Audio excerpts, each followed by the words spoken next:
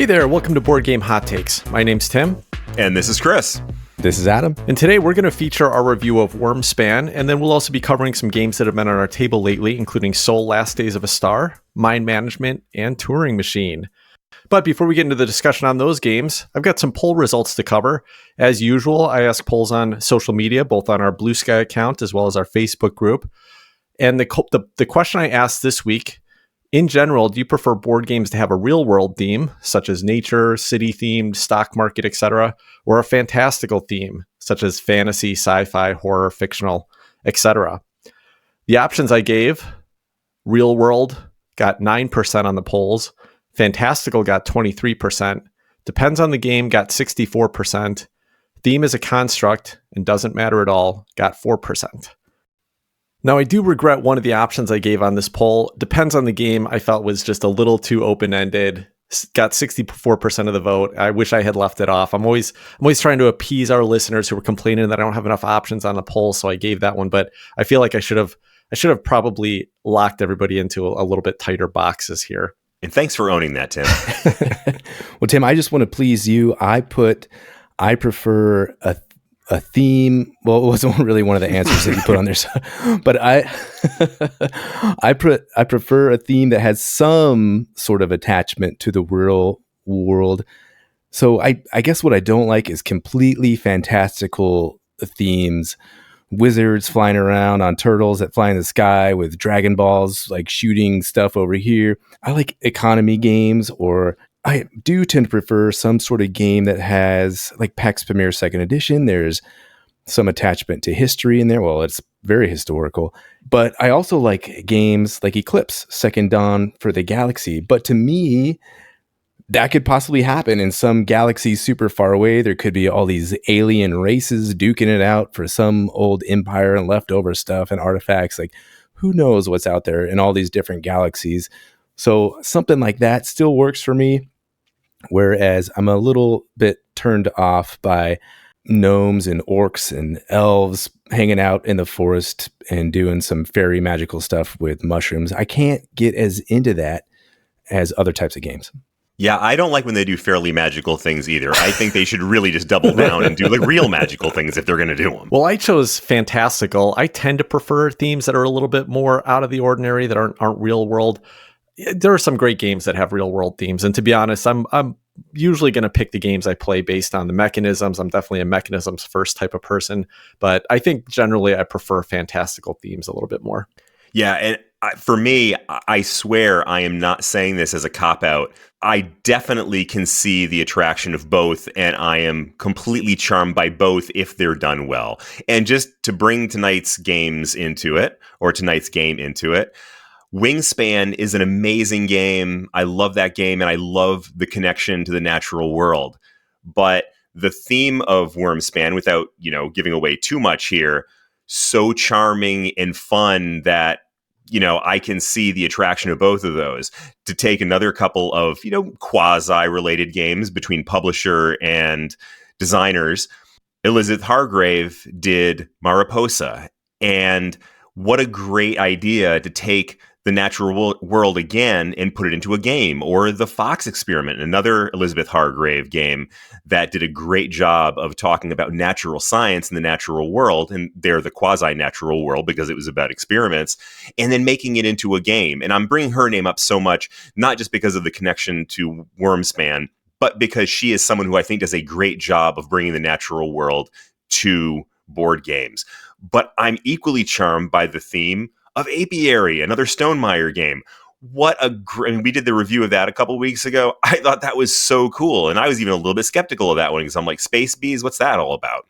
But I found it fantastical and fun, and it actually did bring a little bit of the natural world into the game as well. So I can honestly say I do not have a strong preference one way or the other on the theme for a game, as long as it's good. Well, here's how some of our listeners answered. So Rick Burkowski said, real world is interesting to me if it's something I'll never actually get to do, like run a vineyard, for example. David Rodriguez said, I'm okay with real world themes, but fantastical themes provide a sense of escape that real world themes just don't. Leanne said, for me, I think I prefer things tied to reality. I think it's because my imagination sucks. And then Mel said, great question. My gut reaction was fantastical themes, but when I look at my top played games, that doesn't match. I guess it's more about mechanisms and gameplay for me. And I actually found quite a few listeners who responded on our Blue Sky post said something similar, that they thought they preferred one, but then when they checked their collection, it wasn't the one that they had picked, or checked their favorite games. So I think it's pretty interesting that how we choose games, how we settle into the games we love the most. Theme may be a part of it, but it's probably not always the only thing. I actually agree with that last point, because if you ask me my gut reaction to this one, my gut reaction was different than my analyzed reaction. And my gut reaction is fantastical. And I think I've probably said as much on the show before. But when I actually took a step back and looked at the games that I enjoy and the themes that I've really enjoyed, that's when I saw some of those comparisons that I was talking about earlier, and just how much even a quote unquote mundane or real world kind of theme can really be entertaining if attached to a good game and if it's integrated well into the game. Yeah. I'm just looking at my games, my top games here real quick, just to see what's up there. Now I'm curious. I didn't actually do this kind of analysis, but so a lot of sci-fi, not a big surprise. Hegemony is up there. Innis is up there. Smartphone Inc. Aha. Great one. But then Azul is also up there. Eclipse. So I don't know. Star Wars, is that fantastical? A lot of people would say that's fantastical. So I guess I'm okay with fantastical as long as it has that sci-fi sort of frosting on it. The reason Adam picked this topic for the poll tonight was because obviously we're going to be reviewing Wyrmspan. And Wyrmspan is an interesting game because it is clearly a fantastical theme, and we'll get into the details on that in a second. But it's based on the Wingspan model. In fact, it says right on the box, Wyrmspan, a Wingspan game. So, Wingspan is the opposite of fantastical. It's a complete nature theme game with really nothing fantastical at all in the theme. So, interesting to hear how people feel, because we're going to be talking about both of these games quite a bit today. With that said, let's jump into a description of Wyrmspan. In Wyrmspan, players take the roles of dragonologists who are building caves to attract dragons and then adventuring into the caves and interacting with the dragons for various benefits those magnificent beasts can bestow, including but not limited to their hoards of gold. On your turn, you'll either be playing a cave card into one of the 3 caves on your player board to get immediate benefits, paying resources to play dragon cards into the caves you've built out, or adventuring into one of your 3 caves and interacting with the dragons there, triggering a variety of benefits. One of the benefits you can get include gaining prestige with the Regional Dragon Guild, which moves your guild marker around a circular track, gaining various rewards. But you want to gain prestige quickly because you'll be racing other players for some of the most exciting rewards. Each of the actions you take will cost you a coin, and you'll keep taking actions until you're out of coins in that round. At the end of each round, you compare with the other players on how well you achieve special round end goals, and then restock with coins and a dragon egg for the next round. The game is played over 4 rounds, and the player with the most points on their dragon cards, end round goal scoring, and guild rewards is the winner. Wyrmspan was designed by Connie Vogelman and developed by Elizabeth Hargrave, with art by Clementine Compradel, and we were sent the review copy of Wyrmspan by the publisher, Stonemaier Games. Now, obviously, Wyrmspan is kind of a spin-off, or it's a take from some of Wingspan's base mechanisms. And we'll probably be mentioning some of those comparisons as we discuss these games, as we talk about our review. But at the end of our review and our final thoughts, we're going to go a little deeper. We'll really compare how we felt about Wingspan and, what of the two, which we prefer, and really compare the differences for us, so that if you're here to really kind of hear how you think Wyrmspan is going to compare to Wingspan, you'll hear a little bit of that sprinkled throughout, but stick around to the end because we'll get into that in some more detail. With that said, let's jump into the gameplay and mechanisms of Wyrmspan. First thing that stood out to me, you mentioned it in your rules description, Tim, was this guild track. So as you're playing the game, as you're exploring these caves or playing some of these cards, you're going to get a little icon that says move up on this guild track. And I thought that was a nice piece of player interaction there. There's a little bit of race going on. So as you get to I guess it's the 6 o'clock position and back around to the 12 o'clock position, you get to put one of your player markers on a little benefit. And once you take that benefit, no one else can get it. There's a few where other players can get the benefit, but in lots of cases, it's a race to get to that benefit. So that little guild track thing stood out a lot to me as a portion of a game that's not included in Wingspan that is in here. I'm already doing the compare and contrast thing, but I really enjoyed that guild track. Yeah, I thought the guild track was really cool too. And one of my favorite parts about it was that not only do you get those benefits when you hit that 6 and 12, marker on it, kind of the top and the bottom spots on the tracks, but also as you're moving around the track, you just have the opportunity to pick up different benefits. Each time you move, you're going to get something. It could be one of the several resources. It could be a certain type of card. It could even be something like a coin, which are very valuable. And this was a fun way to think about resources in this game. As a comparison to Wingspan, for example, with Wingspan, you would take the gain food action, and depending on how many birds you'd played on there, you'd get a different amount of food.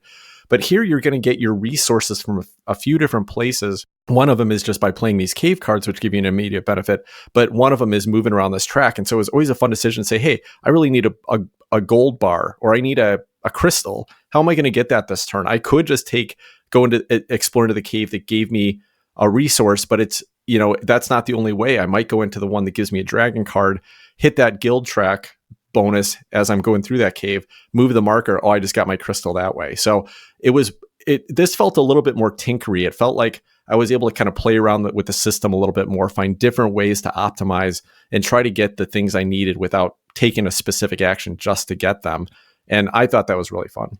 And it really was even more complex than just getting a resource, because often you could get something entirely different. You might get a card, you might get a cave card, you might get a dragon card, you might get a resource. If you make it all the way around the track, you might actually get a coin. And that's sort of the king of all resources in this game, because it's what allows you to take turns in the first place. So you were able to get all kinds of different things, and absolutely it would drive your decision-making process knowing that you might be able to get one of those things as you moved around the circle. And those half circle, the 6 and 12 benefits, those were big benefits. I mean, those were things like getting a couple of resources and playing a card or something like that. Something that otherwise might take you a couple of turns to do, you could do by placing one token. And so, I mean, those were pretty overpowered benefits in some circumstances. So I just want to go back and say, I think this is one of the neatest additions to the game. And one of the reasons that I liked this edition so much is because there is nothing but fun when you're able to just move around a track and get a benefit for every spot. I mean, who doesn't love doing that? I mean, that is just a super fun thing to do, especially when those benefits get bigger and stronger as you move around the circle and you have those extra super benefits at the 6 and 12 positions. So I think things like this in games are always a good time because they give you so much so quickly, and that's a blast. Another thing you mentioned, Tim and Chris, was the coins in this game, and that lets you do the actions, excavate or entice, I think it is, to try to get a dragon over. Adventure. Yeah, so excavate, explore, excavate.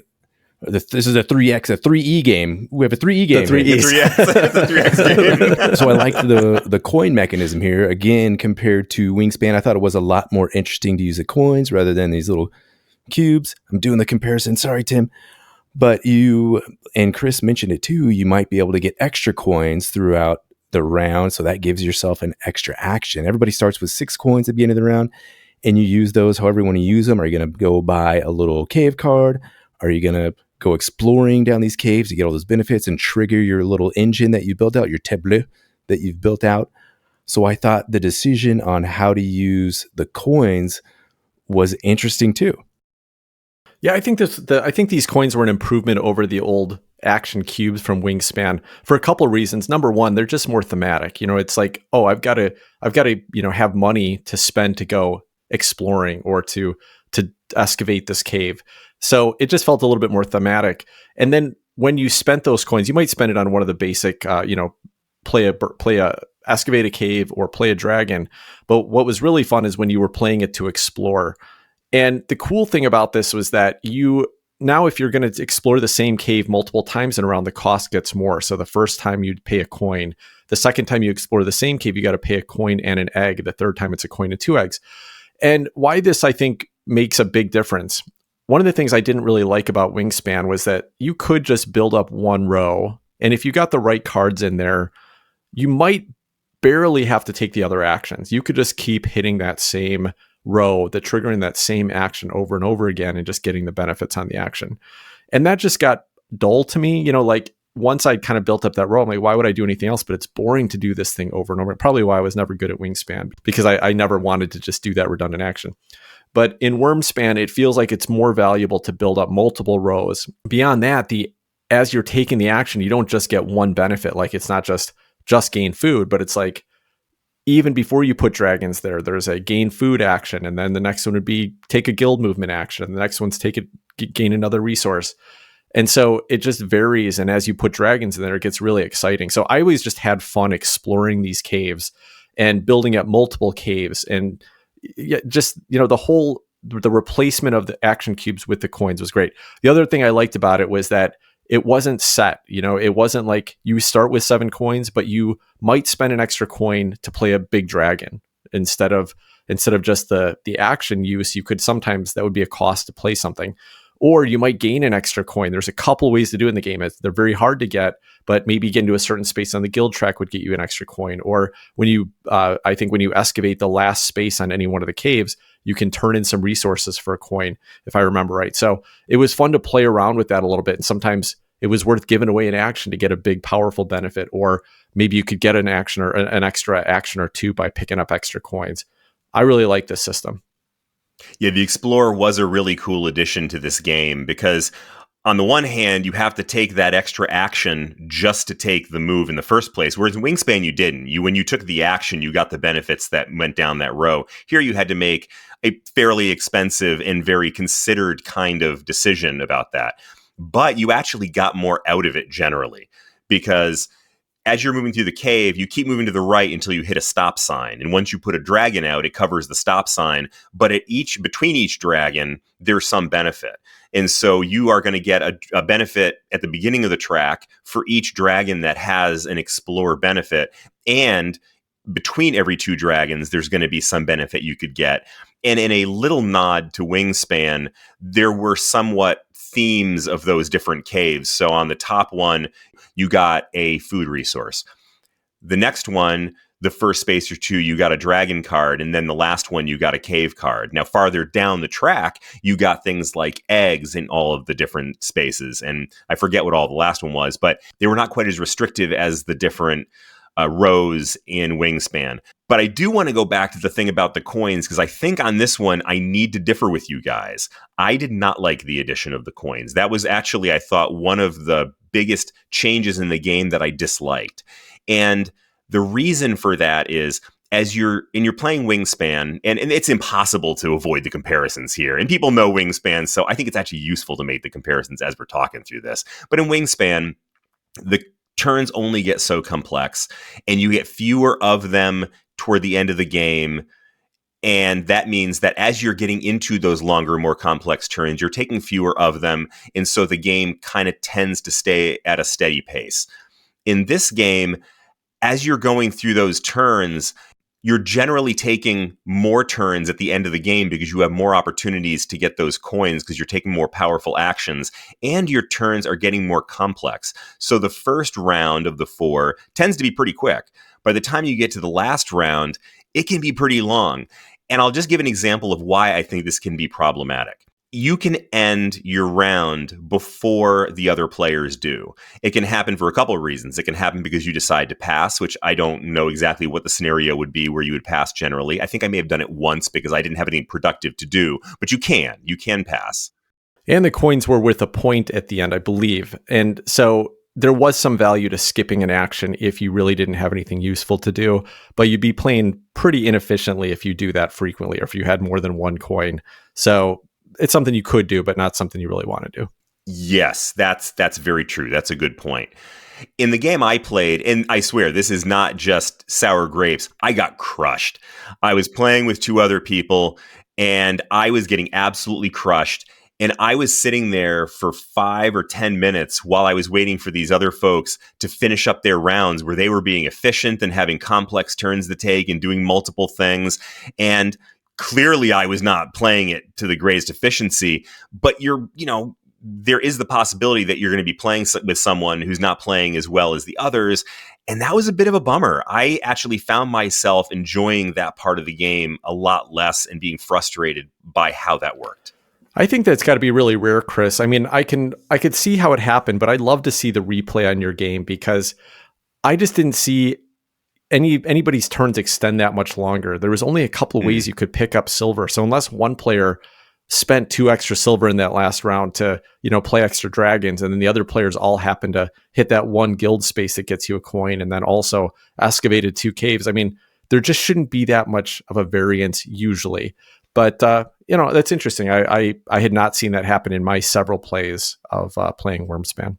Yeah, Chris, I think that's an interesting take. I hadn't considered that with the, sitting around watching people take their turns. That's always a bummer when that kind of stuff happens. But I want to go back to the meat and potatoes of this game, which I thought was pretty cool. This excavate and putting a dragon down. This is how you build your tableau in this game, or 3 different tableaus, if you like. When you build the cave, that gives you some benefits. That's easy and nice, and it's just handing out resources. So another easy way to get food, which sometimes getting food in Wingspan was a bummer. You just put your action up there, and if you don't have any birds up there, you get like 1 or 2 things from the bird feeder. So that's kind of a drag. Yeah. But here, almost every time you're putting a cave out, you're getting some cool stuff.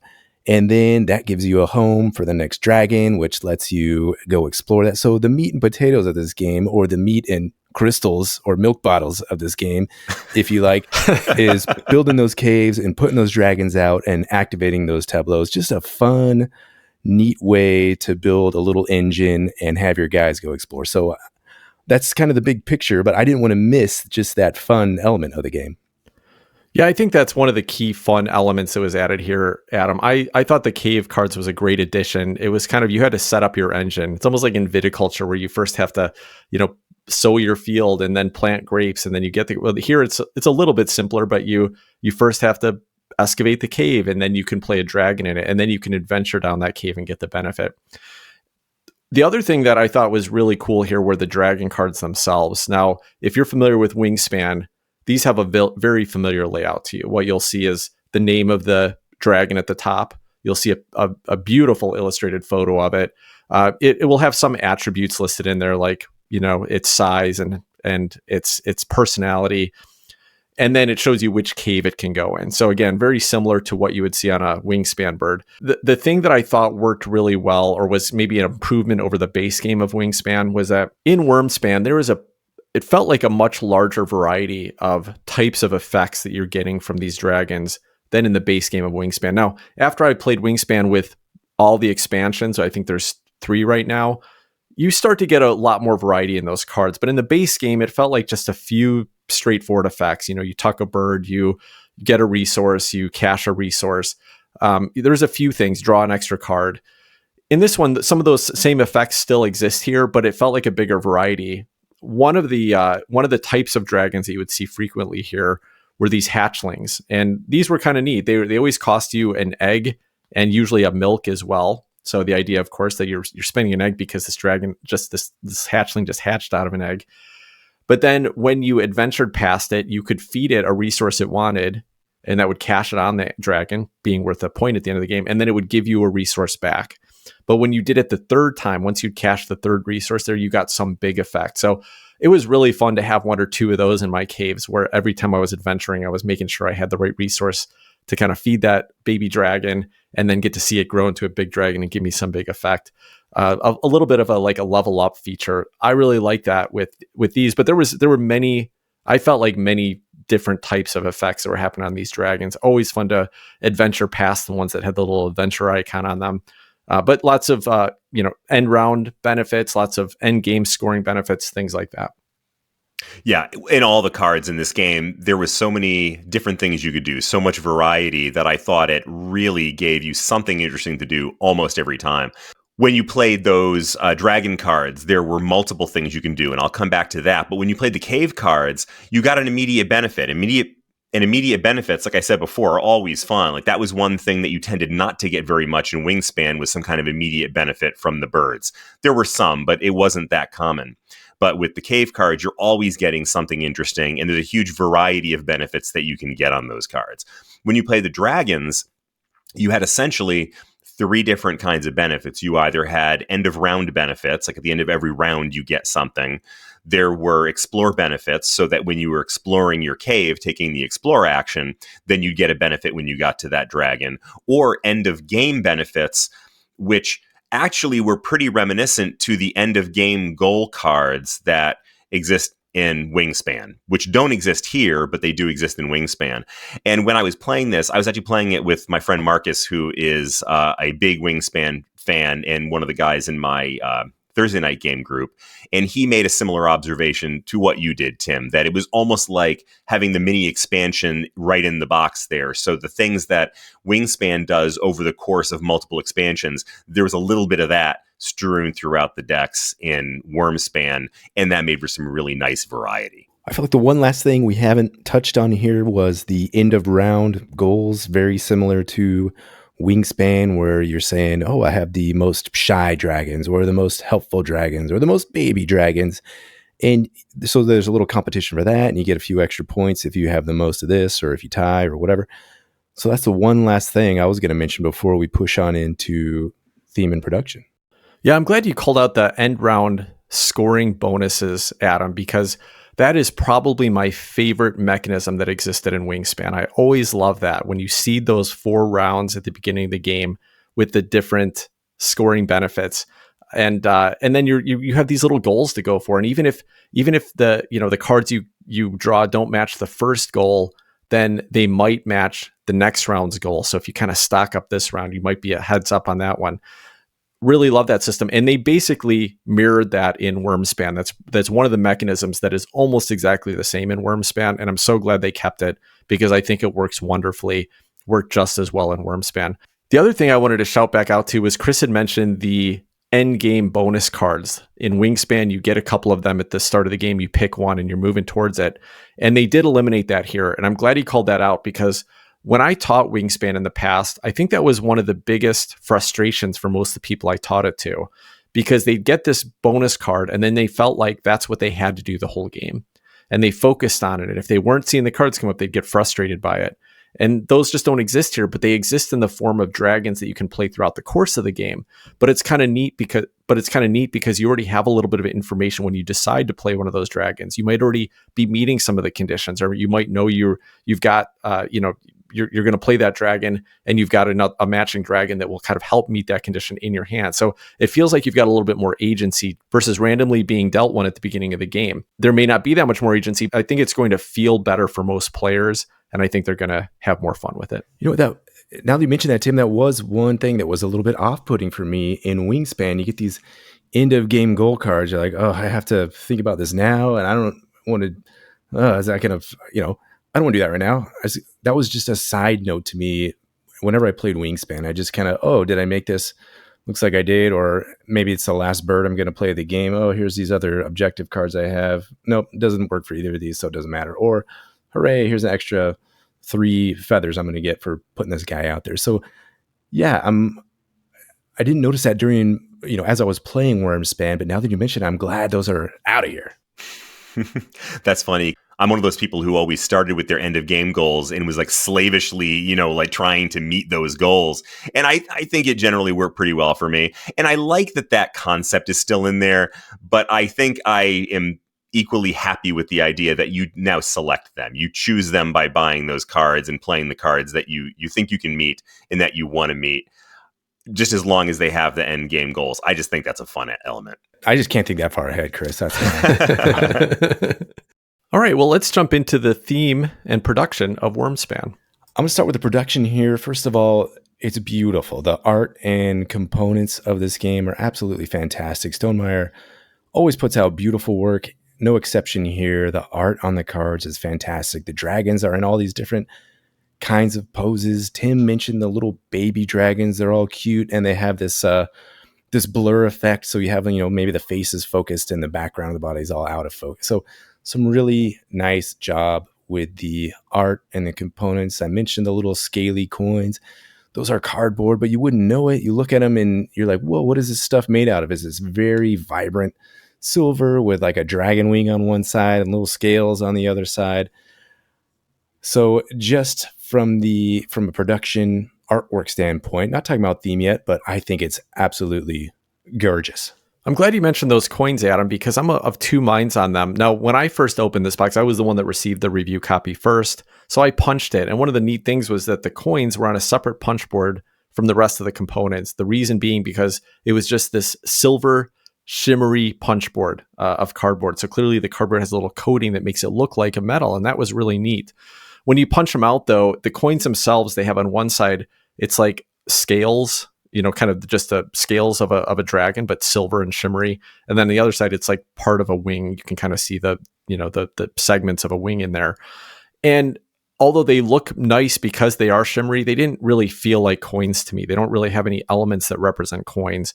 Now, they were totally functional. Are they going to offer metal coins for this? Yeah, that's a great call out, Adam. There is, I believe that Stonemaier Games is going to be releasing an upgrade pack for the components, which includes metal coins, but also wooden resource chits or wooden resource components. And I think this is a great call by them because some third parties are going to be making some extra resources. So good on them to make something right out of the gate. And that actually got me really excited because, again, these coins, they're totally functional. They look pretty neat, but they just never quite felt like coins to me. They just didn't hit the mark as like having any kind of detail that looks like a coin versus the metal coins that they're going to be selling separate.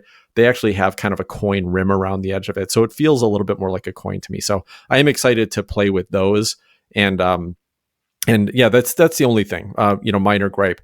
But let me talk about the highlight of this game. Now, just like Wingspan had these beautiful bird cards, these birds that had wonderful artwork on them.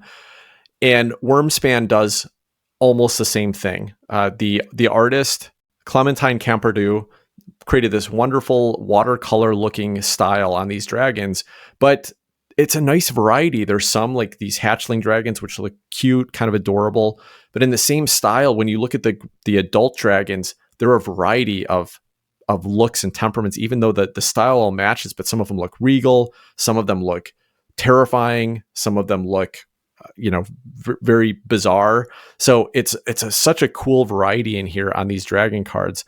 It was also fun that every one of these dragon cards, it kind of tells you their personality. It says how large they are, but it gives you an actual personality trait. So it might say something like territorial or friendly or helpful. And so you could just, by looking at this card, you got a good sense for what that dragon was going to be like when you went through the cave and interacted with it. Really like this. Now, I have a lot more to say about these dragons, but I could talk for a long time, so I'm going to pass it off. And so much to say on this. I'm going to start with my two minor complaints, one of which is the one I think that you already made, Tim. The coins didn't quite hit it. I was disappointed in the coins and also in the little chits that had the resources on them. So much of this game is this beautiful kind of very pastel, light watercolor type artwork. Unfortunately, on these little tokens, which often you're going to have sitting in a bowl or something like that, those colors were similar enough that it was often a little bit difficult for me to tell which icon I was looking at until I actually picked up the token and looked at it to see whether it was a meat or a gold or whatever. So, but just scanning through the edges of them in a bowl, it was a little bit tough. But that is my only complaint about the production in this game. The artwork was absolutely amazing.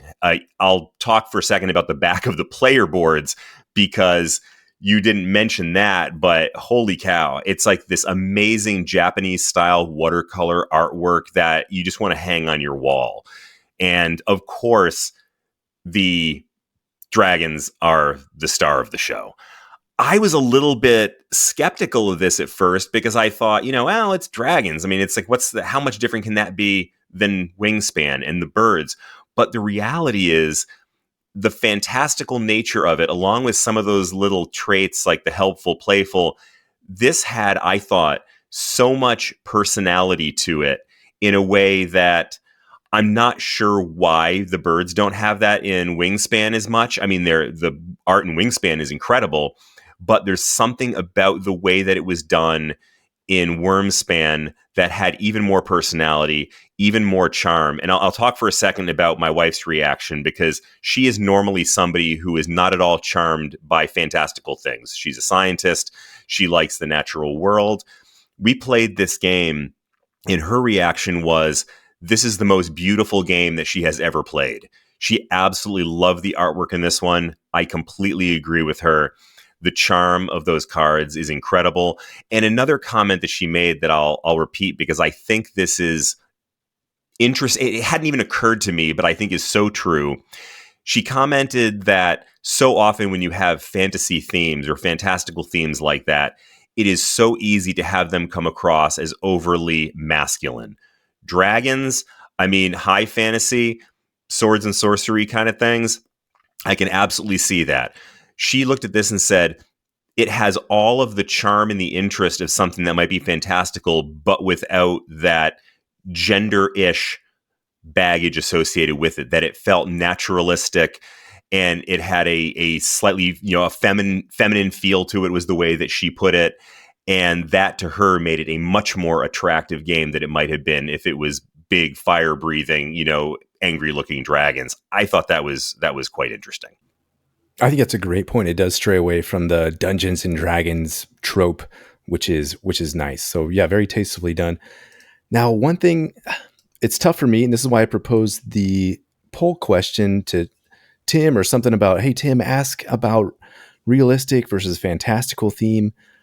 I miss the birds from Wingspan. I like those birds. I like that real world aspect of it. They're actual, like they're from this region of the world. This is their wingspan. This is something that actually exists and is out there. I really like that part. So yeah, I'm coming around on this one, though. It is fantastical. Normally not my bag, but it is charming. All the things you guys are saying are totally true, but it's tough when none of this ties into something concrete for me. Well, I'm going to totally disagree with you there, Adam. But again, that probably matches up with my response to our poll in that I prefer fantastical. So I think you just missed the mark there. Like, I thought the birds, especially when it first came out with Wingspan, the birds were a unique theme. We didn't have a lot of nature themed games like that. And I think they did it beautifully. Like the Audubon Society style artwork to it, it was a really great choice. I think it worked wonderfully, but I prefer the dragons. The dragons, any type of fantastical world like this, fantastical creatures, to me just lead to more fun. Like there's more variety. Nothing feels just mundane. Versus in Wingspan, there's a variety of birds and they're really neat, but they're birds. They're mostly mundane, unless you call it the spoonbill roseate, of course. Tim coming out with a spoonbill all of a sudden. Yeah. That's pretty nice. But so anyway, I wanted to mention that in Wingspan, they had put basically kind of bird facts on the bottom of each of the cards, but they didn't do that on these dragon cards. But they did get you covered for theme in the box, because in the box is this dragon guide, which is a separate book that basically just has an index of each of the dragons. It does show their stats, the stuff that you see on the cards, but then it shows a little factoid about each of these fictional dragons. And it was so neat. I mean, a lot of stuff about their diet, about their, like, where they could be located, their history. It was super fun. Beyond the facts, though, I just wanted to mention how unique some of these dragons are. They managed to take something like 120 unique dragons here, and they all felt unique. So let me give you some examples, right? You say, like, how many different dragons can there be? So I'm looking in this dragon guide, and I'm just looking on one page. It's in the seas, you'll notice. And here are some of the names. You've got the clairvoyant fey dragon, the colorful griff dragon, the common grass lindworm, the contrary lung dragon, the crafty moray, and the custodial koi worm. And these all have little different info notes about them. And as you start to see some of the same types of worms, like that lindworm I mentioned, there's a couple lindworms in there, and they'll kind of reference why they're related in some way, like they might share a diet, or they might share location, or some other attribute. So they just put a ton of detail into the lore, and I think it's wonderful. I think they really created a world with this game that I want to visit. It seems so neat. In particular, the hatchlings were absolutely adorable. One of them, speaking of names, I think was Homely Fey Dragon, or something similar to that. It was Homely something. And it was just absolutely adorable. And maybe that's one of the reasons why there's so much charm in this game, in a way that it's difficult to add in a game like Wingspan, where you're bound by reality. I mean, it's difficult to make a bird look really happy or funny without making it also look fake. Whereas with a dragon, you can take a little bit more license with that. And I think it was done to great effect here. All right, well, now let's jump into our final thoughts. What I want you guys to do, though, instead of just saying, would you request to play the game again, which is the question we normally ask at this segment, but also talk a little bit about your history with Wingspan, how you felt about that game, and then also how do you feel about Wyrmspan in comparison? Do you like one of them more of the others? What do you like about one or the other? So that people who are trying to get a sense for, if Wingspan was for them or wasn't for them, will this also be for them or maybe instead? So let's dig into that a little bit. I thought Wingspan was an okay game.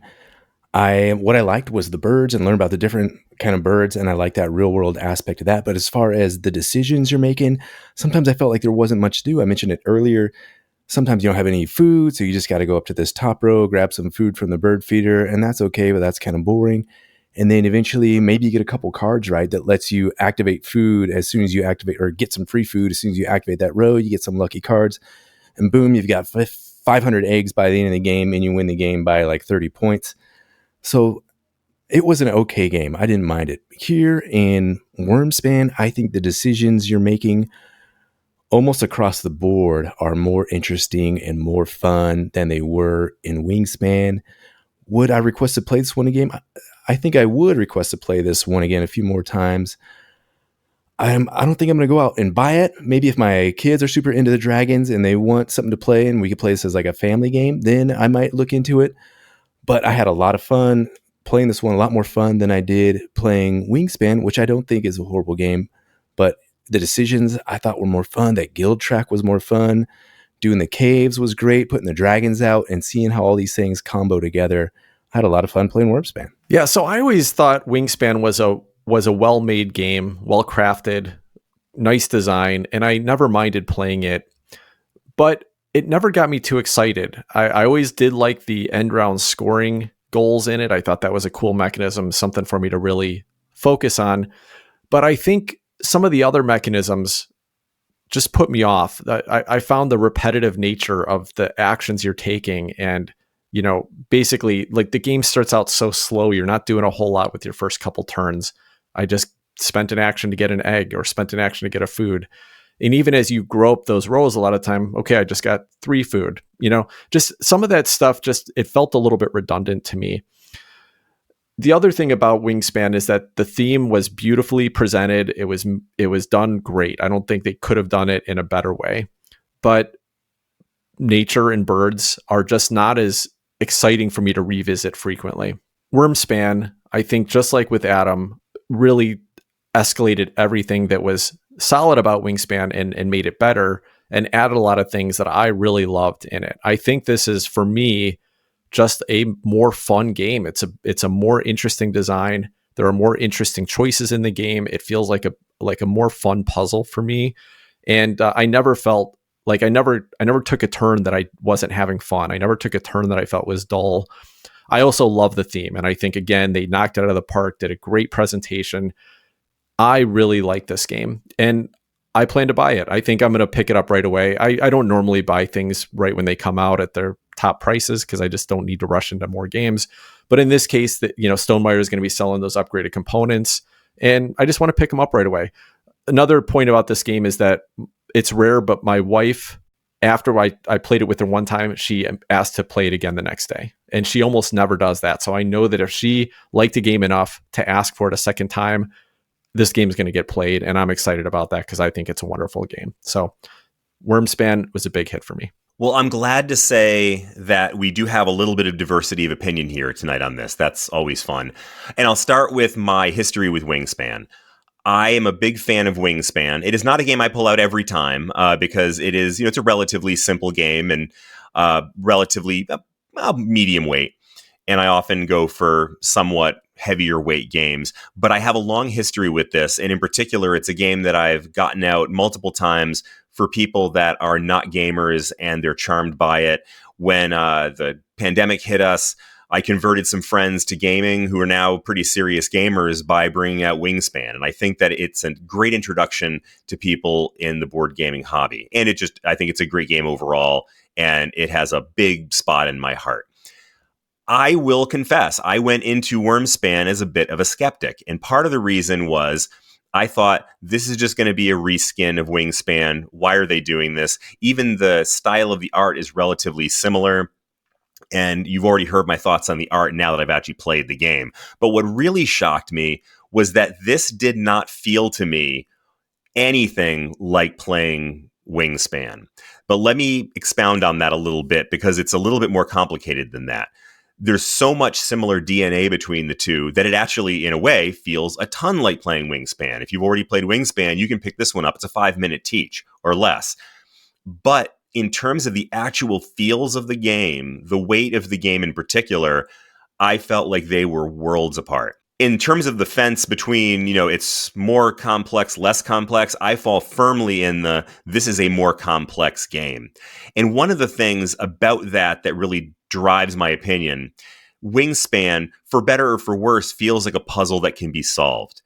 Wyrmspan feels to me a lot more like a sandbox. There's so many different things you can do, different ways that you can get your resources, different ways that you can score your points, that everybody that I played this with, and these are all folks who are well familiar with Wingspan, all felt like this was a much more thinky, crunchy, complex game, at least in terms of decision making. The rule set wasn't particularly complex, but it was more complex in terms of the decisions and trying to maximize, trying to optimize what you're doing. That was more difficult. The one other question I want to touch on really quickly is whether or not somebody needs to own this one and Wingspan, or one or the other, or who should go for which. I'm shocked to find myself saying that I could actually see a place for this game and Wingspan in a collection, because they do feel so different. If I want a lightweight or medium weight game for non-gamers, I'm probably going to bust out Wingspan. If I wanted something a little crunchier, something I might play with you guys, I'd probably rather play Wyrmspan.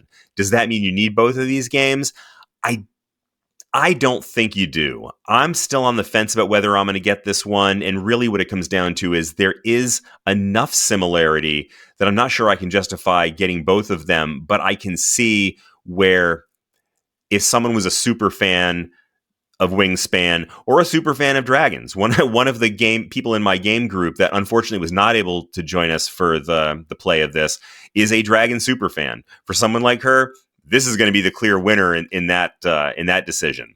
But not everybody's going to be that way. But if someone was a super fan of Wingspan and wanted the entire universe, then I could see this one having a place in that collection. Like I said, not sure that I need to have both of them, but I can actually see where someone might want to do that. All right, cool. Well, that will wrap up our conversation on Wyrmspan. We're going to be jumping into some games that have been on our table right after this.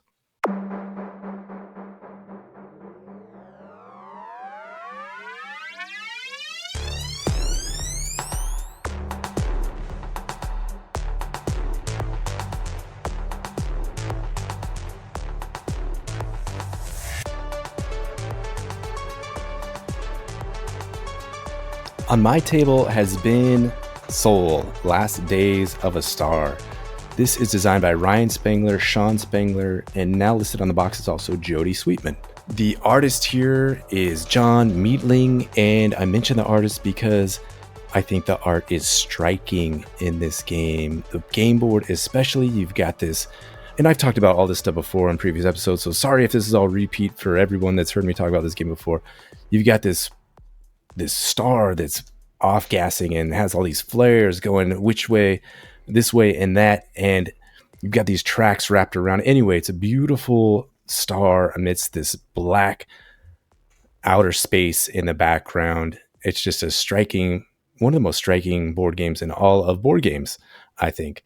So that's nice. This is the second printing, and it recently delivered from their Kickstarter, originally from 2017. But here it is 2024, and this one just came to my door. This is one I owned back in the day. When I first got into board gaming, I saw this one, and I was just intrigued by the production mostly. And I got it to the table, played it a few times, and wasn't too compelled by it. And it was out of print at that point, so I sold it for way more than I bought it for, knowing that this one was coming back, and I didn't have anybody to play it with. So it's back. This is one of the few games, other than I think The Expanse, that I've reacquired. Anyway, I've talked about the production, the theme a little bit. I'll talk about that. Well, let me go back to the production. This is so it's beautiful and it's simple. There's not that much stuff. There's 5 player colors with some little ships and components. And that's about it. You got your little tiny player board, which is your whole. So a tiny little player board, your little components, and a board game and some cards. And that's all you have here. So there's not an excess of stuff, which I very much appreciate, especially after packing up Voidfall recently. Oh my goodness, what a chore that was.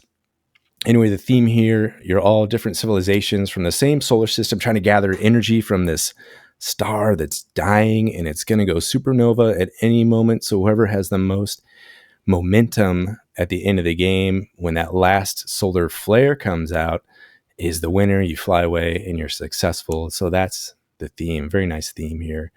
And the gameplay I'm going to mention quickly. You have it's simple. You have 1 of 3 actions on your turn. You can move, build, or activate.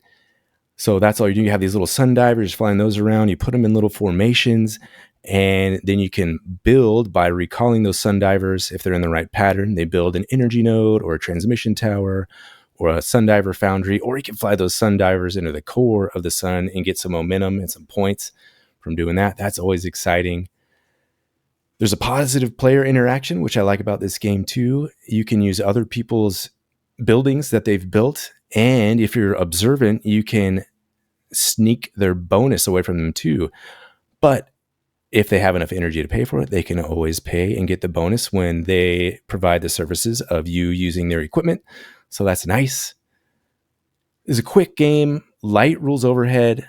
There's high player interaction, positive player interaction, emergent gameplay, and an exciting ending. I played this one 3-handed solo and had a blast.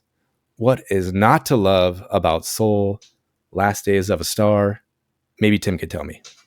Well, if you go back and listen to our review from maybe 6 months ago where we featured Soul, Last Days of a Star, you can hear my thoughts on it. And that is that I think it's an interesting design, but I never have very much fun playing it. Now, let me ask you a question, though, Adam. Do you think if I was sitting down at a table playing with this physical production, am I going to enjoy it more? Is that going to change the experience for me? I still don't think you're going to like this one, Tim. Maybe it'll click for you. It took, I'll be honest with you, it took maybe the 3rd or 4th game for this one to finally click for me and being like, you know what? I get it now. This is how the sun divers need to be. They're going to come into this shape and they're going to make this building. One thing I didn't mention, one of the coolest parts about the game is the suits, right? So you play with these different suits of cards. Each one of those gives you a different power, and those are all variable. So you have one of these cards in your hole, and that gives you a little bonus or some sort of activation, some sort of little sneaky power you get to do. I absolutely love these. I don't know how many, there's like 30 or 40 different little powers that you can assign suits to. So high variability when you're setting up this game too. That is just tons of fun picking those different powers.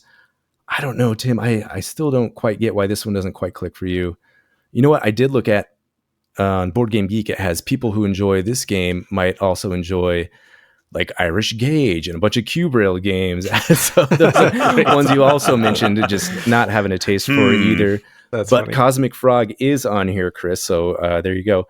Really? Indeed. Anyway, I don't know, Tim. I hope that this one clicks for you someday, but I would not be surprised if it never does. Well, as any time, if you bring a game to the table and you really want to get it played, I'll play it with you and I'll give it my best shot. But it's not very often that a game I didn't like on my first couple plays is something that starts to warm up for me. Well, thanks for being a good sport about this one, Tim. Yeah, and I'm interested to try it again, too. I kind of felt like Tim did when we played it the first time. And honestly, hearing you describe it now, it sounds like great fun. I can't remember why I didn't like it that much. I just remember I didn't like it that much. But I do want to talk about the production on this game because it does amazing things. I mean, this is a cool looking game. And one of the things that I love about it is the pieces in this are abstract, sort of in the mode of chess pieces almost, that they're kind of like ships. But there's these sort of abstractions that generally in a very smooth, softened way represent ships or stations or gates in a way that reminds me a lot of the game Disney Villainous, which is another game that I thought had a really interesting production where you have these pieces that don't actually look like, I don't know, the Little Mermaid or King Richard or, you know, whatever the character is that you're talking about, but at the same time clearly represent them in a way of a chess piece.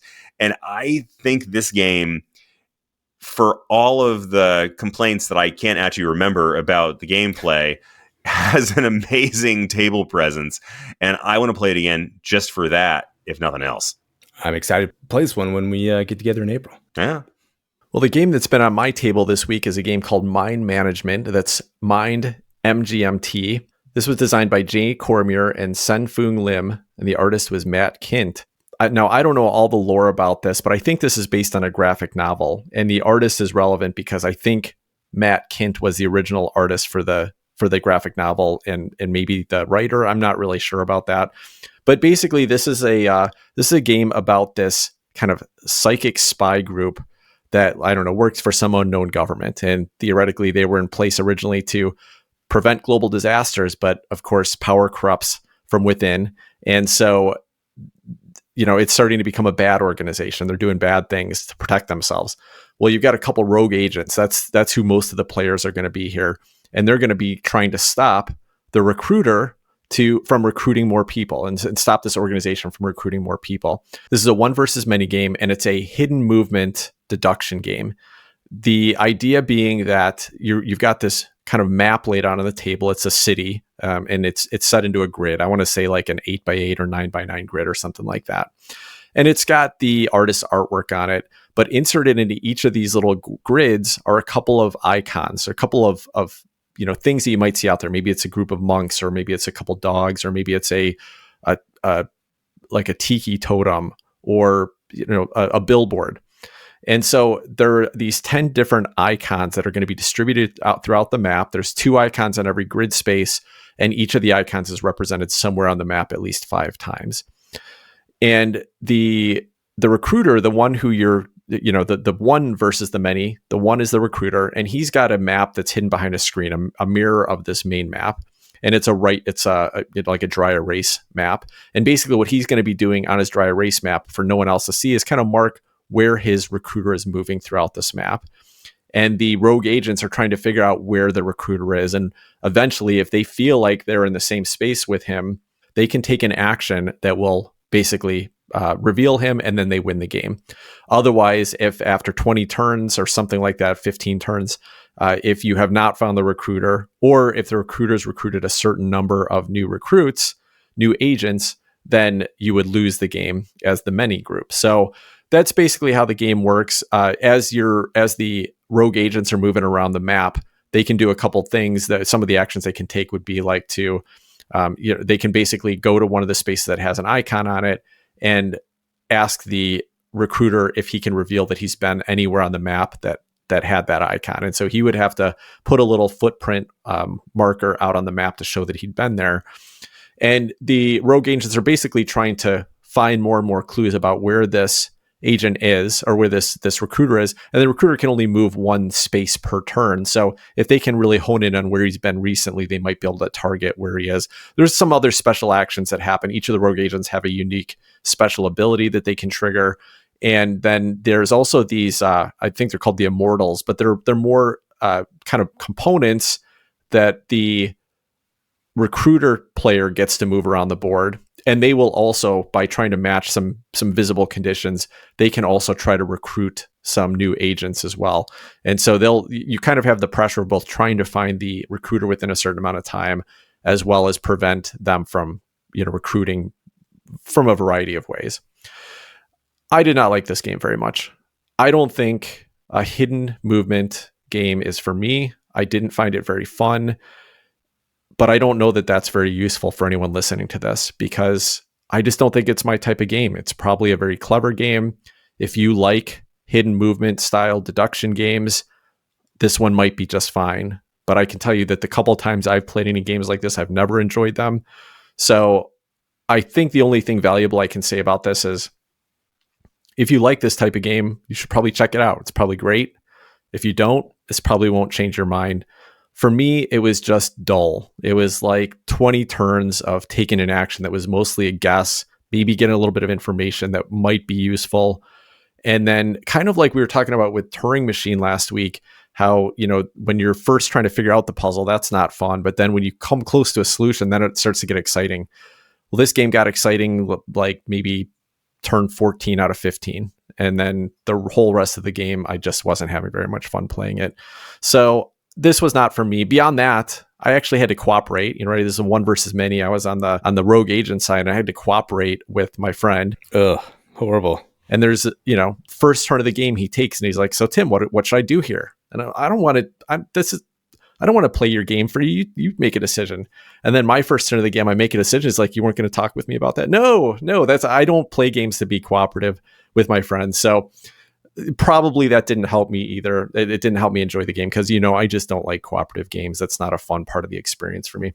So all in, mind management, not a hit for me. I don't want to play it again, but maybe very fun for you if you like this style of game. Did the other players have fun playing this one? I think they did, yeah. My one friend who was playing the recruiter, it was his game, and so he had learned the rules in advance, and probably makes sense to play the one player, while knowing the rules already, because you don't have to ask questions that are going to give away stuff. And he said he was excited to go back to it again. My other friend who really likes cooperative games, he seemed to enjoy it as well. I think they both liked it more than I did, but who can say?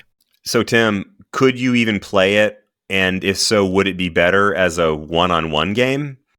That's a great question, Chris. And it looks like it is listed as a 1 to 5 player game. So you must even be able to play it solo, presumably against a bot or something. And BGG has it listed as at best at 2 to 3. So maybe, it probably would have been more fun for me at 2. I still don't think I would have liked it that much, but at least it would have taken that cooperative element out of it. I'm going to say the art is charming on here. It looks fantastic. Some of the cards, there's a little Black Ops dolphin swimming around. The art style is neat, and some of the cards look clever. So it's got that going for it, at least. Yeah, all the theming in it is fantastic. It's got, really neat artwork, and it's got just a funny, interesting theme. All these elements that you're interacting with on the board have they're real world things, but they give them names that are just, kind of silly and goofy, like indicating that they're psychic in some way. It was a really neat production and a really cool theme. I can see why the graphic novel was worth making into a board game. So I think for the theme alone, it might be worth exploring for you. But again, you're going to want to like this type of game before you give it a try. Well, I'm with you. I'm not a big fan of one versus many games. That's actually one of the shortcomings, the biggest shortcomings of a game that I like quite a bit, Batman Gotham City Chronicles, which is much better as a one versus one game than it is as a one versus many game. So as pretty much any game would be. But the other thing that it makes me think of, and this is a great segue into my on the table, is how deduction games are best as small, bite-sized puzzles like Turing Machine. And that's the game that's been on my virtual table recently since we did our very recent review of this game. At the end of that one, I commented, I think, that I had fun with it and I'd have to play it some more, but I wanted to give it more of a try. And at the time, I was thinking that this is a game that my wife might like. She loves puzzles, loves logic puzzles, that sort of thing. And, she is someone also who doesn't like to be seen as too predictable. And this is one situation where I brought her this and said, I think you're going to like this. And sure enough, she got addicted to it pretty quickly. Now, she also said she wasn't sure if she enjoyed it. She got addicted to it, but wasn't sure she liked it that much, which is not that different than my own feelings about it. I liked it enough that I've got it in my regular rotation now on BGA. So that really says something. But it's a game that I think fits is this very small niche. And that is, if you want something quick, speedy, brisk, how many words can I come up with for quick? And small, it's great. And I'm endlessly fascinated by the way that they made this production work with the cards that go together and show you the answer. But I'm so glad that this is not a big, chunky, heavy game with multiple rounds. And so I think that this game is a little puzzle that's a lot of fun. Still not sure I need to buy a copy of it. I think I'm getting my fix on BGA. But I did want to weigh back in on that one because we had just reviewed it recently, and now I have the benefit of several more plays, and my feeling is about the same, that I'm enjoying it, and it has made it into the rotation. Have you tried hard mode again, Chris? And did you understand at all what those clue cards were trying to tell you? That's a great question. And no, I have not tried hard mode again because that just felt miserable. But I do think that I got a little bit more of an intuitive feel now for the way the cards work. I mean, I played it at the easy level, but even that, it's the proposition part of it that, I'm proposing this thing to the computer and the computer's telling me whether it's true or not, or any part of it is true. So I think I get it a little better. Maybe I would like the hard version better now, but I don't know. I don't think so. I don't like puzzles that are that hard. Yeah, and there was even an appendix in the book that kind of explained some of those clue cards, and I looked at them, and I still, even with the description, I couldn't quite understand them. I've gotten back to this one a few times as well, Chris, and I'm having a pretty fun time playing this Alacritous game on Board Game Arena. And I've tried that hard mode, and the hardest part for me is interpreting what those cards, some of those verification cards, are actually telling me. So I need to spin, I got to do more homework before I get down to deducing some stuff, what these cards are actually telling me. So for me, that's the hardest part of the hard version of the game at this point. That's cool that you got back to it. I'm glad you gave it another shot. All right, well, we're almost done with this episode, except I do have a review to read. If you enjoy the show, please rate and review us on Apple Podcasts, and we'll give you a shout out on the show. We love seeing these, so keep them coming. This review came from RE4 Noob up in Canada. This is from one of our Canadian listeners. Hope you're staying warm up there right now. The title was one of my favorites, 5 stars. I started listening to this podcast several months back after searching for more board game podcasts to listen to. I was starting to lose hope because I wasn't enjoying many of the other ones I found during my search. This was about the 5th one I went to listen to. I nearly didn't, but I'm very glad I did. I now look forward to a new episode every week. Tim, Chris, and Adam are all great to listen to. They're all quite knowledgeable on the games they play. I appreciate hearing their opinions on how the game played, specific mechanisms, component quality, what player count they thought worked best, and they usually make me laugh as well with their banter among one another.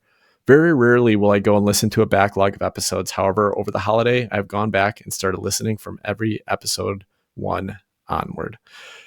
That is so nice, RE4. I'm so glad you're enjoying the show. I apologize for the quality on some of those early episodes. They do continue to get better, so stick with us, and hopefully you enjoy the journey.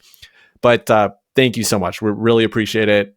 Any other listeners, again, if you'd like to interact with us, you can find us on Blue Sky. If you need an invite to Blue Sky, just email me at tim@boardgamehottakes.com, and I'll be happy to share one with you. Or you can find us on our Facebook group. We got very active communities in both places. Until next week, take care, everybody. Good night, all. Bye-bye.